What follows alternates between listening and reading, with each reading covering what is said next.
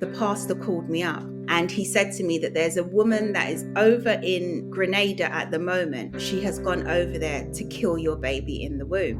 What God had revealed to me is that in order to break that curse, I needed to go to Jamaica to do it. That hurricane came into Grenada because of the witchcraft and because what was done at that tree. Hi, my name's Louise and I'm from London.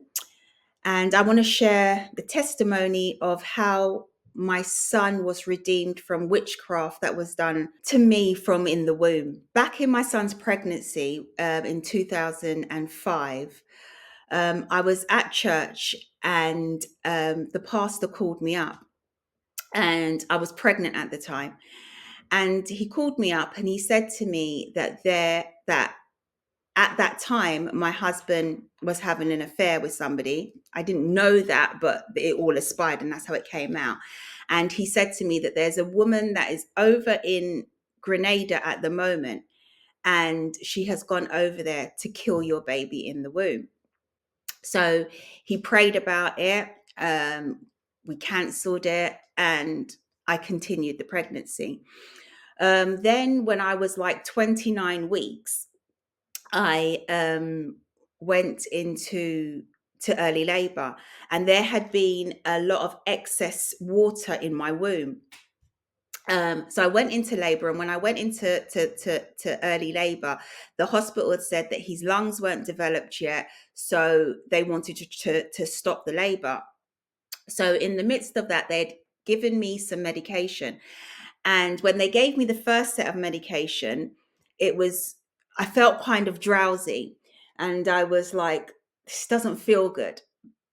And what the process was going to be was that they were going to give me a set of medication, and then an hour later they would give me that medication again, and then an hour later they would give me another set, and then 6 hours later they would give me one more.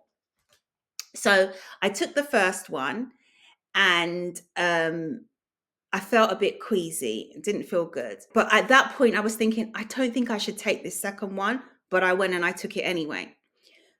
Taking that, I started to hallucinate. And I was hallucinating and not feeling good. Then she came and gave the third set. And at the third set, I decided I wasn't going to take anymore because this wasn't making me feel good. So I just took it and pretended that I'd taken the tablet, but I didn't take it.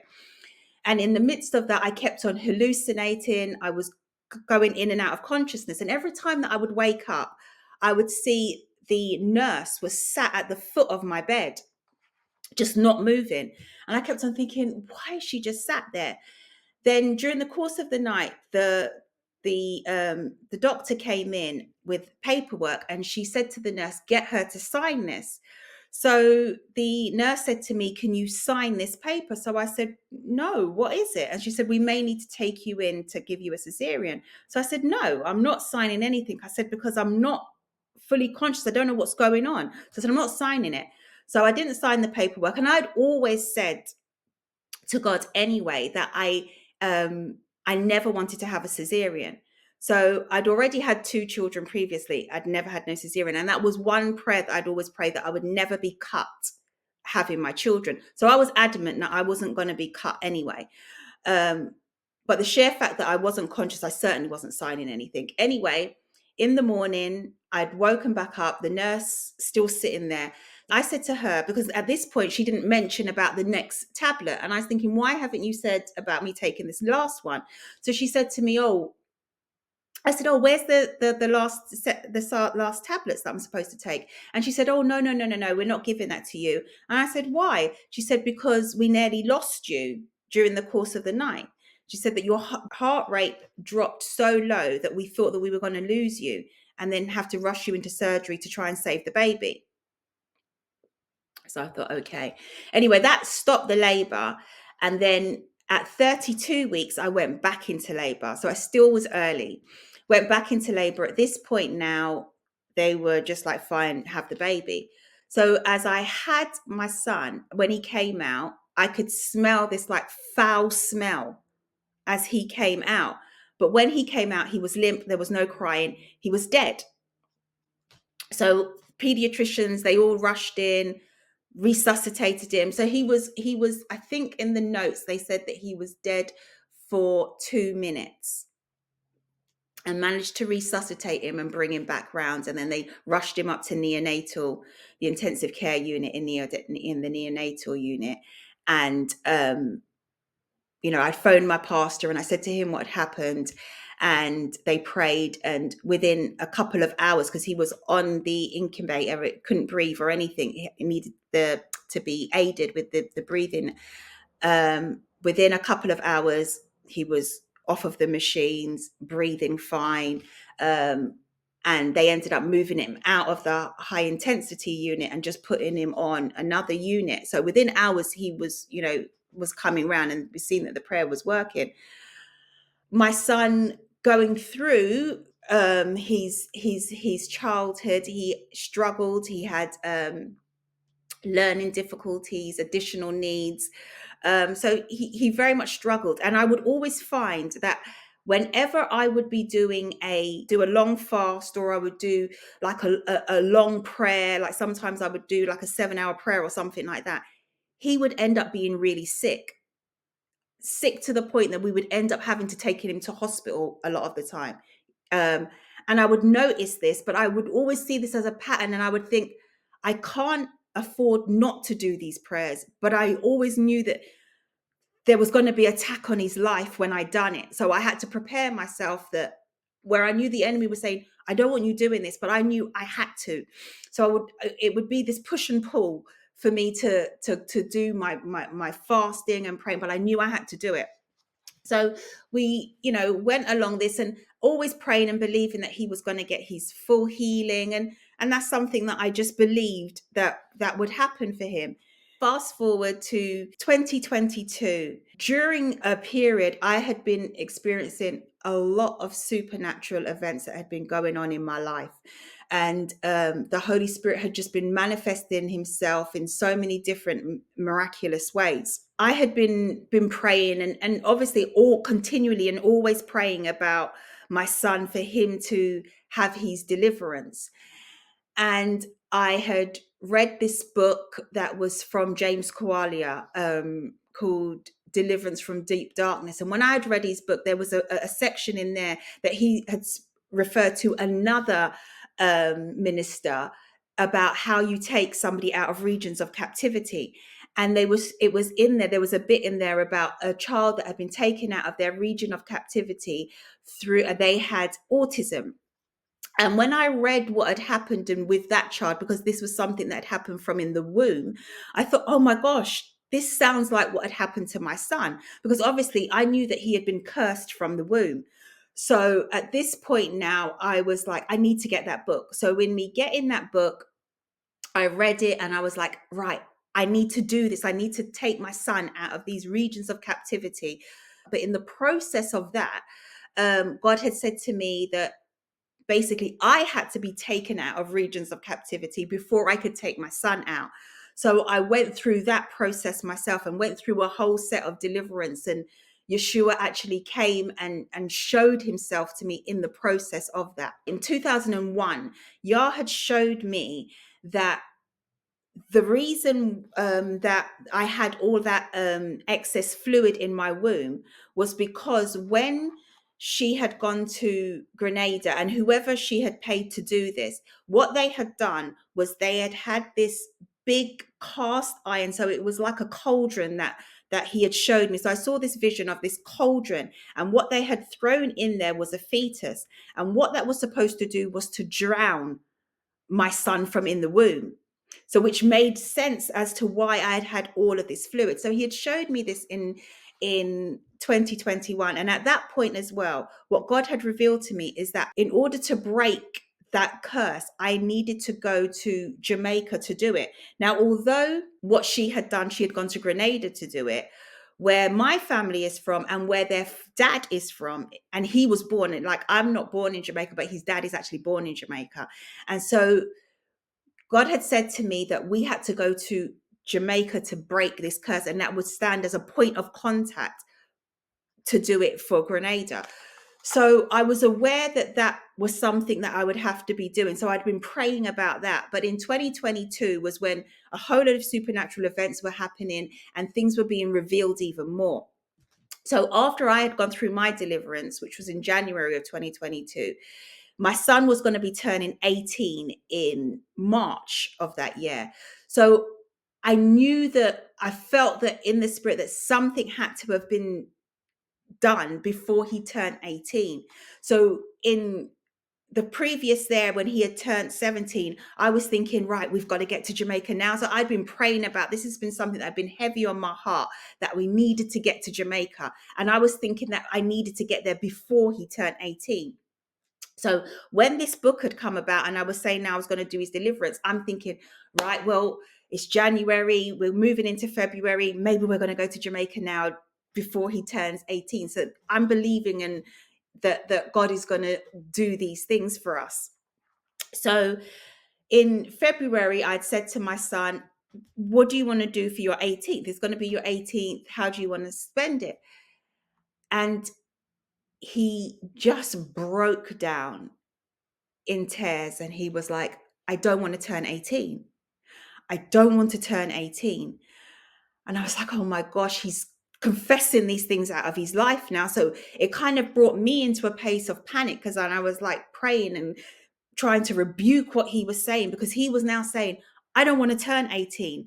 I don't want to turn 18. My life has not been good. I've struggled throughout my life. I don't want to turn 18.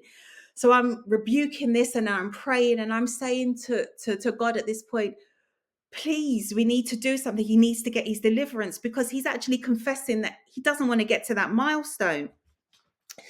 So we were we'd had that conversation and I had been praying now. And then about a week after that had happened, maybe the last week of February, he got out of his bed and went to the bathroom. And as he came out of the bathroom, he just collapsed and fell on the floor and banged his head. He didn't know why he fell. He just collapsed. At that point, I knew the enemy wanted his life before he turned 18. I knew it. So I said to my son, when he had managed to come round, because he was out, he just collapsed for no reason. So at that point, I went into prayer and I said, look, we are going to have to do the prayers to bring him out of his regions of captivity. So I brought him downstairs and I put on a song by Nathaniel Bassey, Yahweh Sabaoth. And that song, which I know it activated the host of angels when he plays the trumpet. So I placed the song on and I started to pray, and scriptures that I'd had to bring him out of regions of captivity. And I started to pray these prayers. And as I started to pray, by the time that we had got to the end of the song, God had shown me a vision. When she had gone to Grenada, what the person that she had used, they had buried an aborted fetus underneath a tree. And at that point, God said to me once again, you have to go to Jamaica to break this. Now, I didn't have the funds. I did not have the finances at all to go to Jamaica, to take me and the 5 children. There was no way I had that type of finances. It just wasn't going to happen. So I'm praying and believing for a breakthrough, because at this point now, God is saying to me, you need to get there. I don't have the funds. So he's going to have to make this way. The day before his birthday, so the day before his birthday, I was praying and he was once again in a state, don't want to turn 18.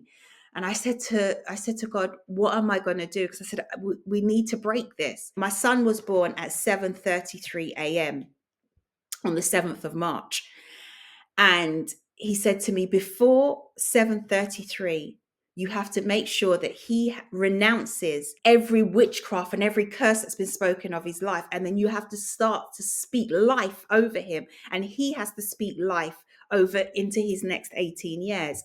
So I woke him up at 6 o'clock in the morning before he was due to go to college. And I explained to him what he needed to do. So he said, okay. So we prayed, he renounced all the curses, and he was starting to confess that the next 18 years will be the best 18 years of his life. He shall live and not die. And we just confessed a whole load of things over his life. Anyway, he went to college that day, came back from college. He had had the most amazing day. Everything for him was just falling into place. So he was like, thank you. Then within 2 weeks of that, he then got a job, which he had been trying to get a job since he was like 17. So that was another thing that was burdened him. By the end of the month, he was at the top of his class. He getting distinctions in all of his lessons. And this is him with all of his additional needs, but he was the top of his class. So we were seeing that these curses were already starting to be broken. But God had said, you need to get to Jamaica to break these curses properly. So I was still praying about it. And God had said to me that I had to do a 48-hour prayer. So I had to pray straight for 48 hours. It's probably one of the hardest things that I've ever done. But I done that. So that was 2 days of non-stop prayer. And then we moved into April, and then into April, my daughter, my second daughter, had an incident, and she just broke down. And at that point, I realized that this was deeper than just my son. The spirit of rejection that was upon my children because of their father was running deep, and it wasn't just my son. This was now, I was starting to see it manifested in my daughter as well. So at this point now, I was like, I need to get to Jamaica because these things need to be broken. God had said to me in the month of May, I had to do 24-hour prayers, but I had to do one a week every week. So the first week that I went in to do these 24-hour prayers, I was praying, and God had said to me when I was in them, I want you to book the hotels for Jamaica. Now I was like, okay, but I've got no money. I've got no money for this, right? And the year before that, I had been believing in faith, or I had moved in faith that we were going to get to Jamaica, and we didn't go. So this year I was like, okay, I'm going to book these flights. Book the tickets. I said, if there is not a release in funds, so this was on the Wednesday. I said, if there is not a release in the funds by the Friday at midnight, I'm going to cancel the hotel bookings. And I said, I'm just going to cancel it. I said, so I'm giving you 2 days to release the funds. Anyway, on Friday afternoon, a friend of mine calls, and she says to me, Louise, when I was praying, God said to me that I was to release some money for you for your trip to go to Jamaica. Now, I hadn't said to her that this is the conversation that I had had with God. She phones me and says this to me. So I'm like, okay, clearly this is what he's saying is going to happen. So by 11:35 that night, she had transferred the money into my account. So I had the money now. Somebody else had also given me a blessing. So we had the money to cover the flights. Then I went in following week to pray again, doing my 24-hour prayer. And in that, he was saying to me, don't worry, the money is going to keep coming in. And the money just kept on coming in. People just kept on blessing me with finances. So I was thankful and grateful for that. But it was hard, and it wasn't just an easy. I was praying hard, and there was attacks that was coming left, right, and center. Anyway, we had booked one of the hotels. What God had said was that the first 3 days we had to go. When we go to Jamaica, we were going to go, and we had to be fasting, and we had to pray. And that was where my ex-husband now, that was where he was born. That was where he was brought up. And that was where we had to go. And that was in Falmouth, in Trelawney. And then he said to me, the second place, which was in Ocherias, he said not to book a hotel. It has to be an Airbnb. He said, because what I want is, I don't want loads of people around you. I want you to be in your own place. So I said, okay.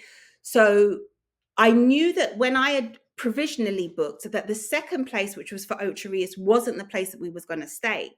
So in the midst of those, for the month of May, he said to me, right, cancel that second, the Airbnb. He said, cancel that. And he said, I'm going to give you the next one to rebook. And he said, but when you rebook it, I'm going to give you the money to pay for it outright. So I said, okay. So I cancelled it. And then I'm waiting for the money, and I'm looking online to see where this next Airbnb is going to be.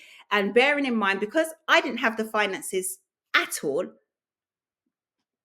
I was looking at from very cheap to very expensive, because I'm like, my God is big. So it made no difference. I didn't have anything anyway. So regardless of what the cost of this was going to be, it made no difference.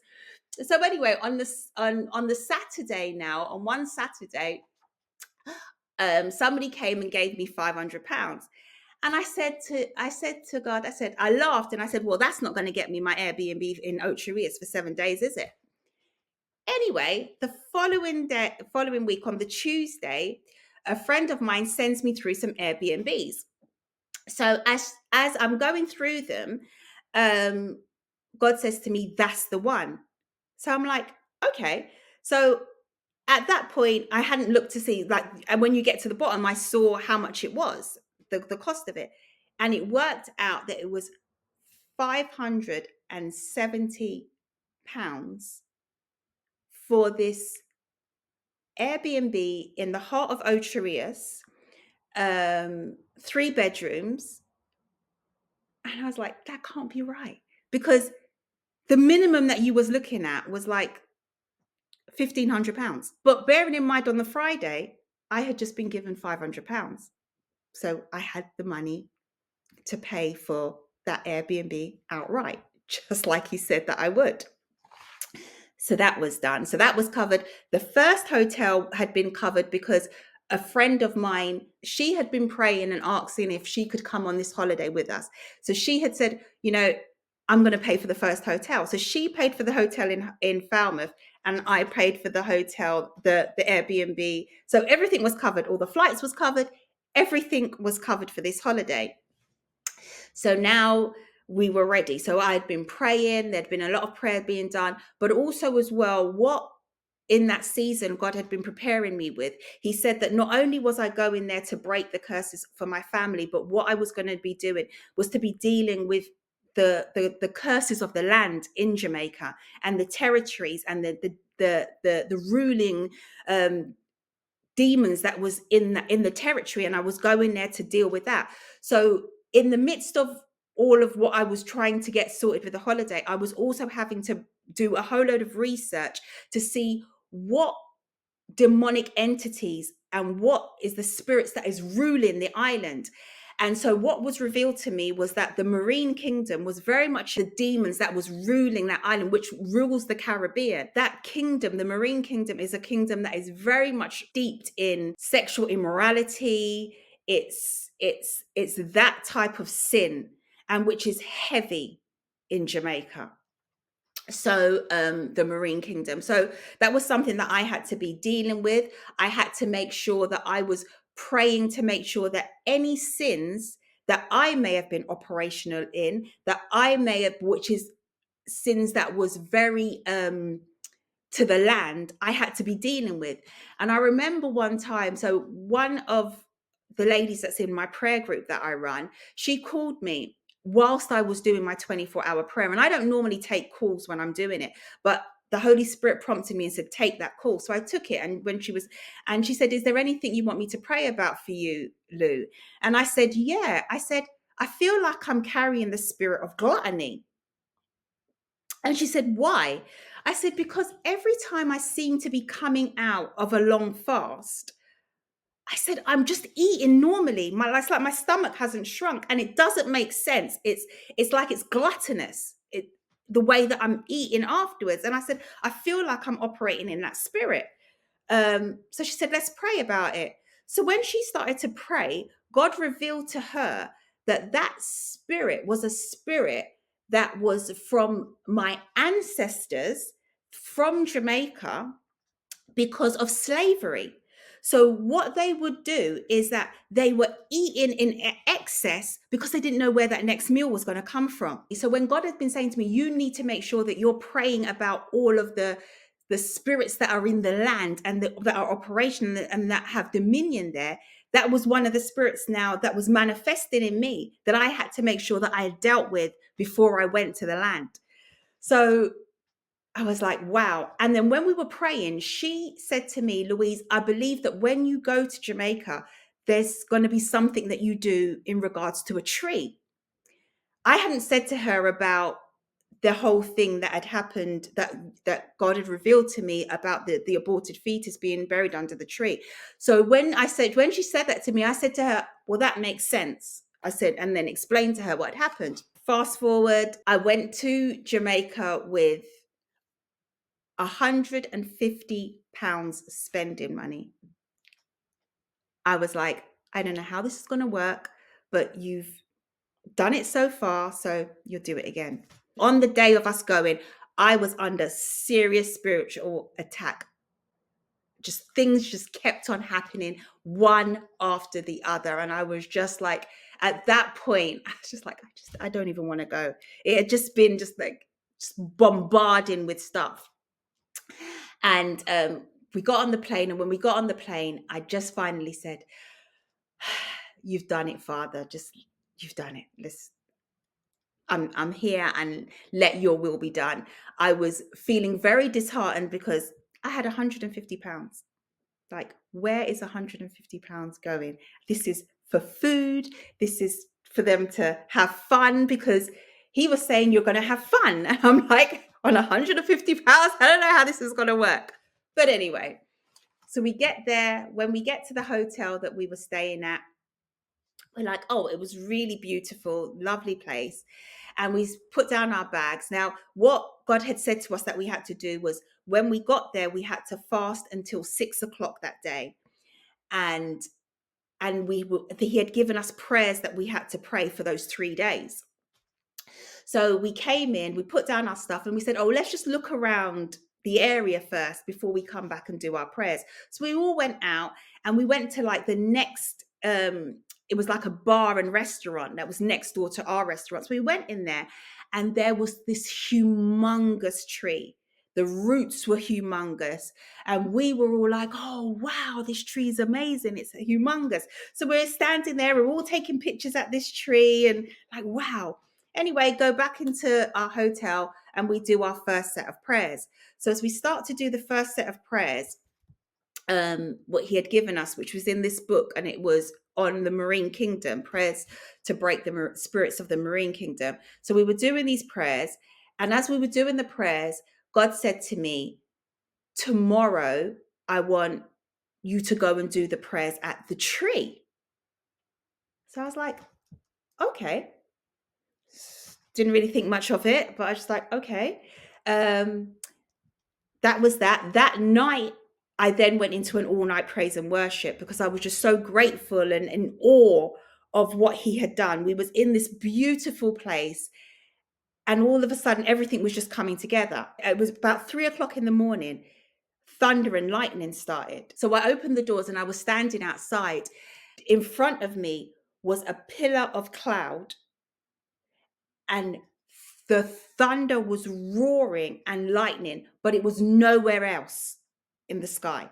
Just a pillar of cloud in front, and the lightning was coming through. And as I'm praising and worshiping, this is all I'm seeing. And this went on all night. So this was from 3 o'clock in the morning until 6 o'clock in the morning. The lightning was coming, and I just continued to praise him. But in the midst of that, he said to me, I want you to take the children across to the tree, and I want them to do the prayers from the Marine Spirit prayer book. So I said, okay, explain to the kids, today we're going to go across to where we saw that tree, and we're going to do the prayers there. And I want you guys to pray the prayers. So they were like, okay, took them across, and they're doing the prayers. So as they're all doing the prayers, I'm taking pictures of them, and I send it to my prayer group. One of the ladies in the prayer group texts me back, and she says to me, now, She said in the text, "Do you see what I see?" But I read the text. I read what she said as, "What is the name of that tree?"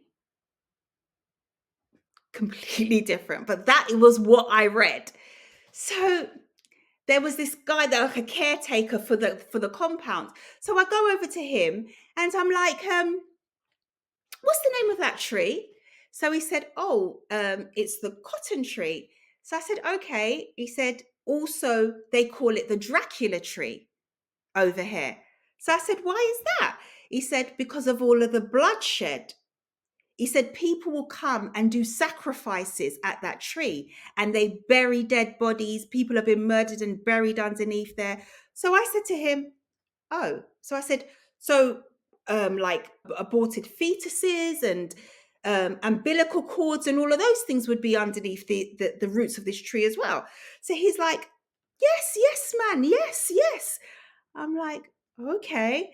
So then he's like, people come, they do sacrifices. He said, "This tree is famous. People come from all over the world and they offer sacrifices. They offer drinks and food and to this tree."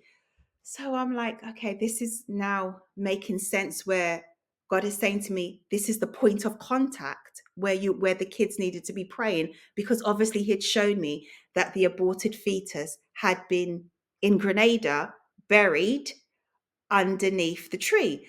So I was like, whoa. But also next to that tree was two gigantic serpents, like cobras, and they were next to each other, but two of them, they were metal, and they were about maybe 5 feet tall, huge.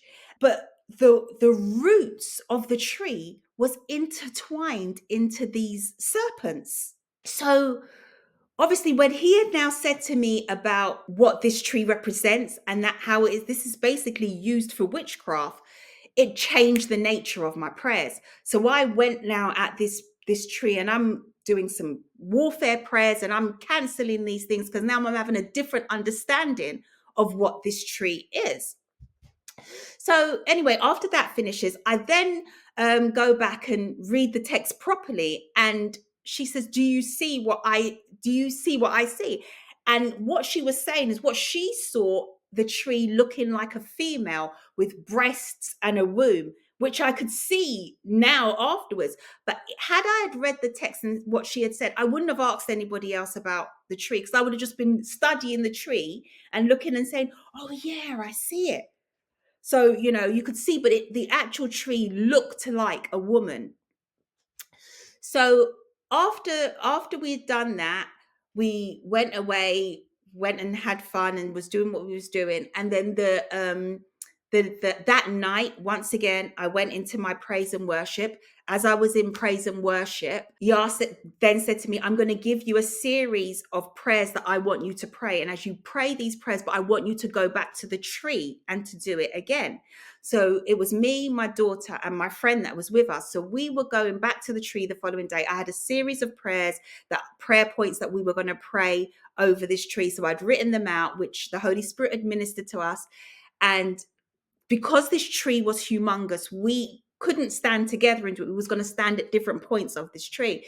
So anyway, as we come back in, the guy that we had seen the day before comes running out to us and he's like, "Oh, I was looking for you guys, but you had disappeared before I could come back out." He said, "Because I wanted to see you again." So then he started to explain even more about the area. And he was saying that it was owned by this lady who the compound, and she died because of an alcohol addiction, drunk herself to death. And her husband, who owned the land, he's squandered money, and so he had to sell the compound. So there was a lot of disaster around this property. And so he was going in and explaining that.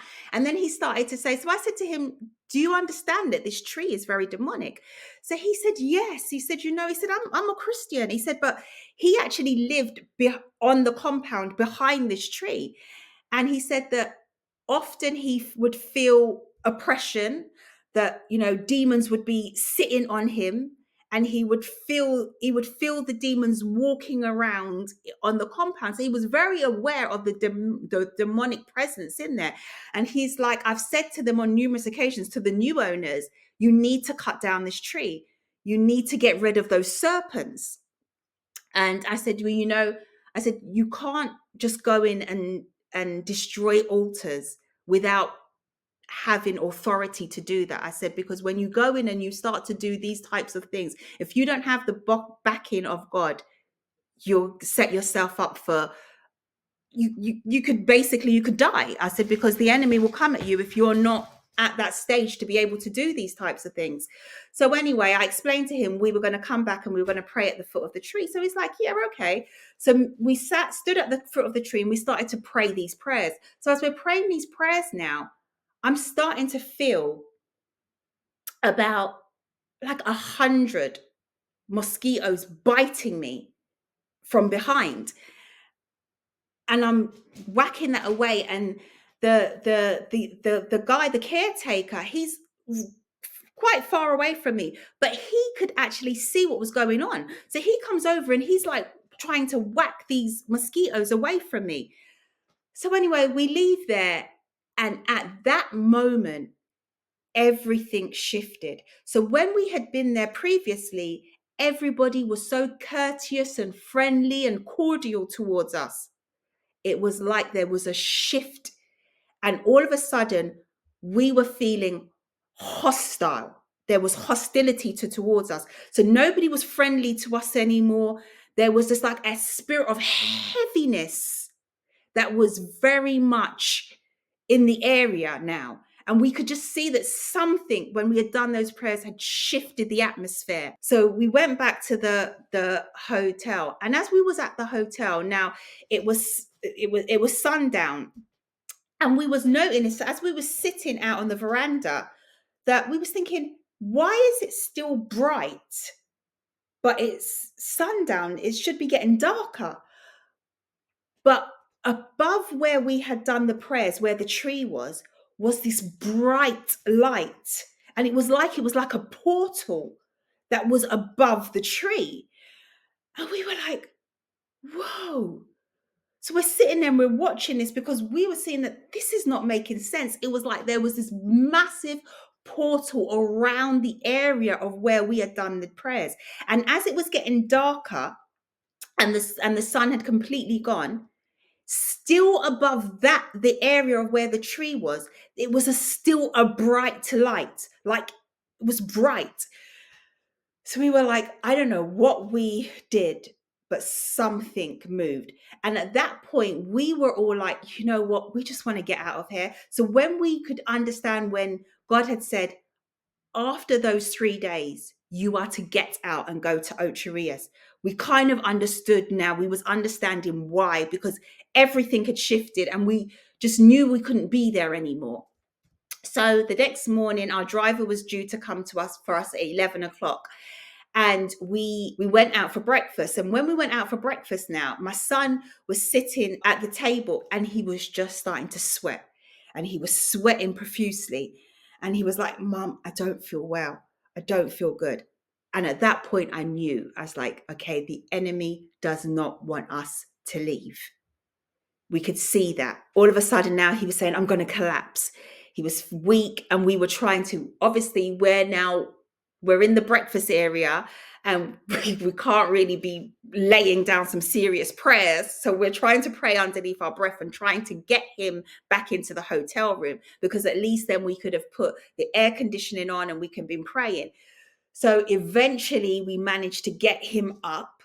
And because he's like, I can't walk, his legs was not giving way. We're like, just please. And we're praying. Eventually we managed to get him into the hotel room. So as we're getting into the hotel room, my friend and my daughter, I said, right, you guys pray. I'm going back to the tree, because I'm going to go back and I'm going to let these, whatever demonic presence is there, know that they have no rights over my son.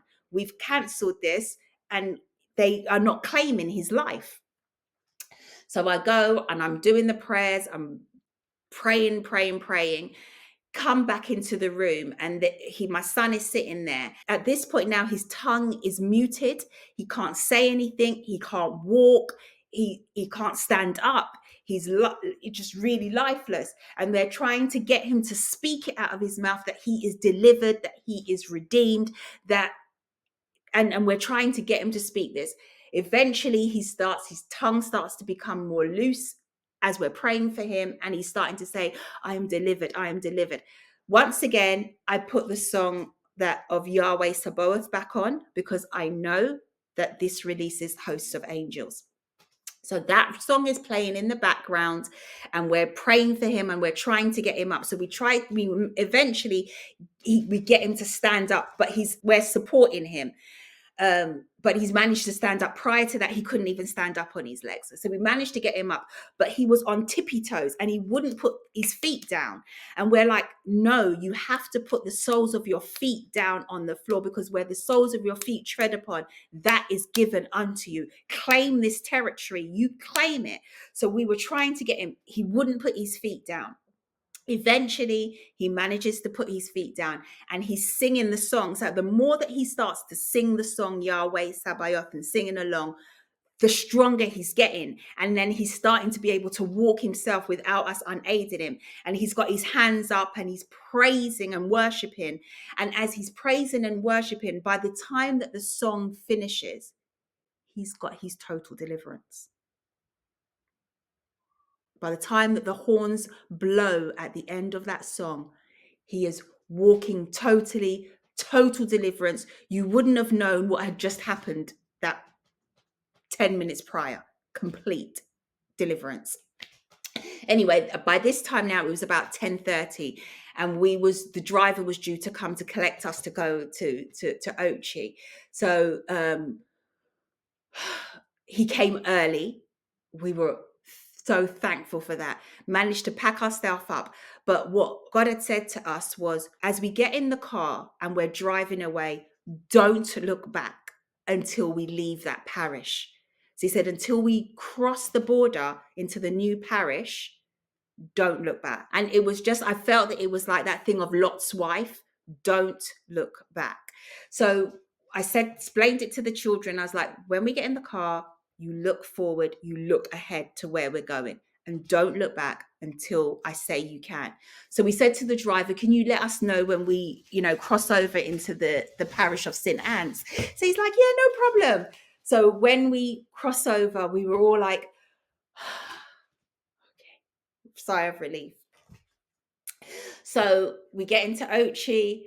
By this time, I'm getting money sent to me from England as well. So, where I came there with this £150, we money is just still coming and supplying, and he's making away, and things we're having, and doing nice things. So we get to Ochi, and that was on the Saturday. I start to see like mosquito bites starting to come up. It was maybe, a few were coming up. Bearing in mind, nobody else in the group has got no bites. This is just me.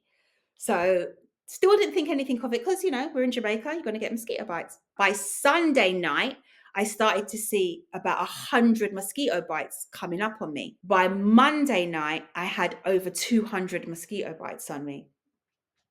I was in severe pain. It was like my body was on fire. But at this point, I was saying to God, well, you know what? If this is the price that I have to pay for my son's deliverance, what's a few mosquito bites? I'm going to roll with this. But I was in immense pain. Even our driver that we had, when he looked at it, he said, I don't know what's happened here. He said, because this is not normal. I have never in all of my years seen anybody with bites the way that you've got them. And I was drinking everything natural and trying to flush this thing out, things to purify my blood. I was going into the sea, the salt water, everything I was trying to do to deal with it. By the Wednesday morning, I was in so much pain, and my daughters and my friend, they was like, right, we're going to go and do a prayer walk around the area and just pray and be praying for you. By that time, the pain started to cease a bit. It wasn't as unbearable as it was, but I was still in a lot of pain. Anyway, fast forward, we were due to leave on the Saturday. So Friday night, we were packing and everything and getting ready to go. Now, during the course of that day, I had said to my friend, I said to her, "Are you frightened of spiders?" Don't know why we was having this conversation. And she's like, "No, no, no, I'm not frightened of spiders." She said, "But I don't like snakes, but I'm terrified of frogs." So I was like, "Oh, okay." Conversation was finished. Anyway, that evening, as we're getting ready, this must have been about 1 o'clock in the morning now. I'm tidying up the Airbnb, cleaning it up and everything, and before we go. And I turn and I look, and on the wall, I was like, "What's that?" There was a frog sitting on the wall. Now, previous to that, a year before, I had an incident where there was a frog in my garden, but it was in regards to witchcraft that Yah had shown me. So I knew that this was to do with witchcraft, why this frog was sat on the wall. And I'm like, "Oh gosh, what does this mean now?" I'm like, "I can't deal with this." So I called my daughter down and I'm like, "Ren, look at this." And she's like, "You cannot be kidding me. What conversation did we just have earlier on?" So anyway, she's like, "What should I do? Should I get it out?" So I said, "No, we have to kill it." I said, "You know that was when we had this incident before. God had said it had to be killed." So I said we needed to kill it. So we had some spider spray there. It was this really tiny frog. We sprayed it and it died. But after that, I said, "Look, I don't know what's going on." I said, "We need to go into praise and worship." So me and her, we put on some praise and worship, and it was this challenge, a hallelujah challenge that Nathaniel Bassey does, but he does this a whole load of praise and worship in it, and I felt led to do day 12 of that. So we put it on, and he says in there that you're praying and that torrents of rain will come into your situation. It was something along those lines. Anyway, we were praising and worshiping, and when we'd finished doing the praise and worship, it was now 3 o'clock in the morning. 3 o'clock in the morning on the dot, thunder and lightning start. So I'm starting to speak in tongues, and as I'm speaking in tongues, this thunder and lightning is starting to increase. So I then asked God, and I said to him, "Father, what did we achieve in those 3 days when we were in Falmouth?" Said, "What happened in the spirit realm?" All of a sudden, the thunder erupts in the house. All of the windows swing open. The house starts to shake, and there's lightning coming. And when I'm saying torrents of rain, heavy rain is coming down. So we're praying, we're praising him, just praising him. So then we opened the door and we went out onto the veranda, and we're praising him outside, and there's thunder and lightning, and it is coming down heavy. So the house is shaking, shaking, shaking like there's an earthquake. So then he says to me, "Go back inside and go to Psalms 141, verse 10. And that says, 'Let the wicked fall into their own nets while I escape safely.'" So I read that and I was like, okay. And then at that point, it stops. And this is at 3:30 exactly.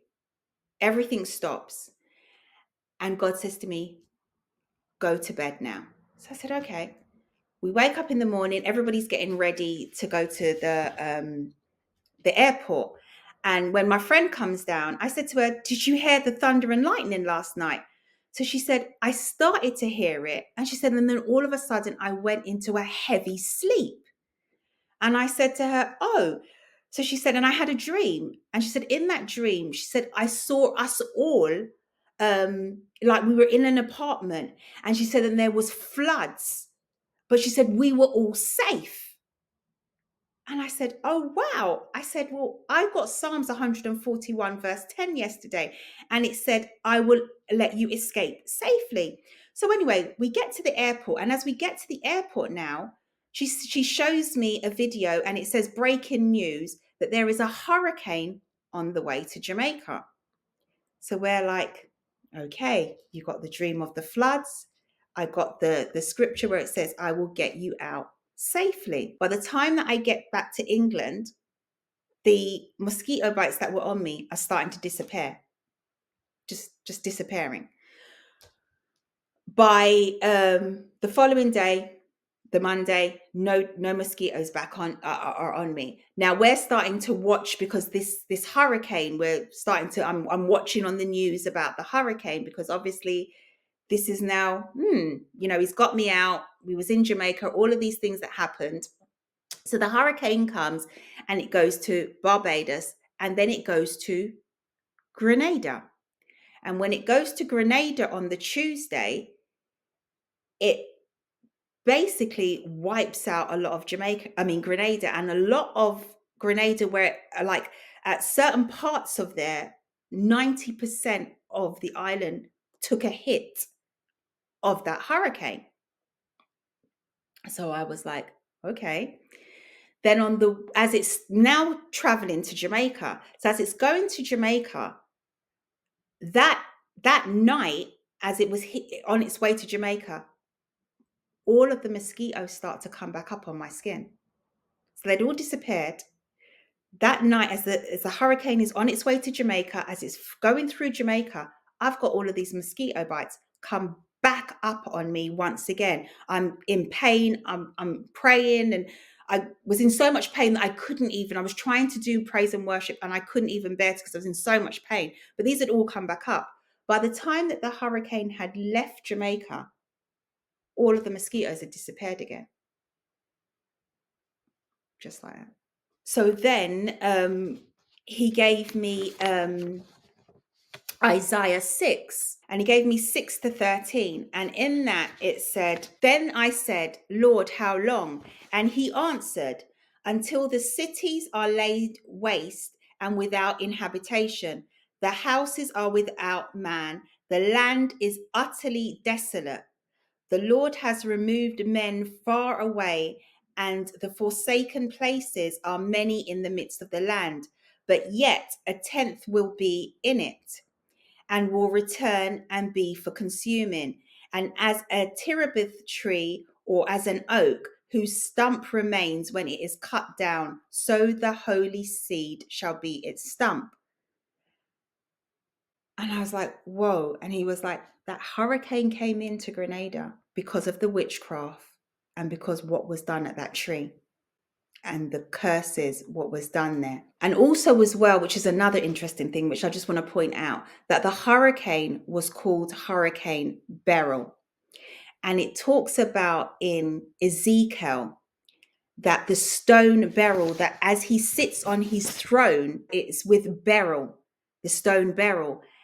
And throughout this whole season, what God had kept on been saying to me, that I am sitting on my throne as the judge. And that was something that we saw. So I had seen him come in and sit as the judge in this whole situation. And I definitely look at natural disasters very differently now, because I just wonder who's been sent to pray certain prayers and why this thing happened. But I definitely know that I saw the hand and the might and the judgment of God in that testimony and in my life. I just want to say a big thank you to everyone that watches this channel, and we have some exciting news. We are looking to help people who want to get into YouTube or even just social media in general. If you feel like God's calling you, to start a ministry, to preach online, but you just don't know how to start, or you're nervous and you want someone to walk you through it and help you, we can help you with that. So there's going to be a link below to the website if you want to go check it out. I look forward to hopefully working with you. So yeah, God bless.